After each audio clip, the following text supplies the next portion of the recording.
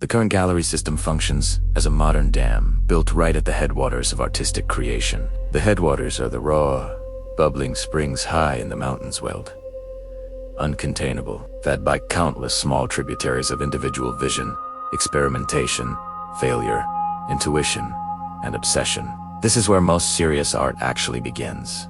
In studios, bedrooms, sketchbooks, late-night arguments, personal crises, and private obsessions, long before any curator or collector ever hears a name. Once a handful of major galleries, institutions, auction houses, and their allied gatekeepers gain decisive influence over those headwaters, deciding which artists get early solo shows, which receive press, which enter the right conversations, which are anointed with blue-chip representation. They effectively place the dam. From that point forward, the flow of visibility, legitimacy, money, and audience is regulated. Only certain streams are allowed through the spillways, the approved aesthetics, narratives, identities, scales, materials, politics, or career trajectory. Everything else backs up behind the concrete.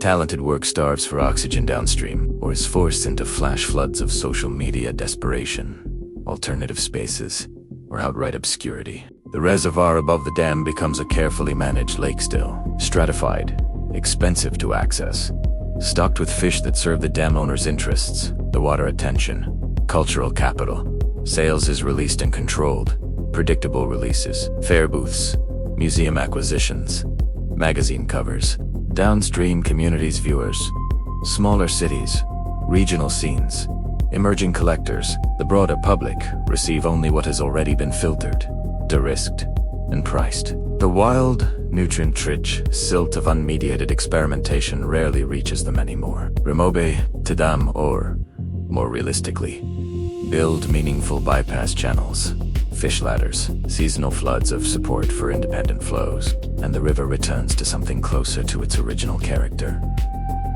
Braided, messy, surprising, capable of nourishing many more banks. But as long as the primary infrastructure sits at the source and not further down, the people who control the headworks control the entire valley's fate.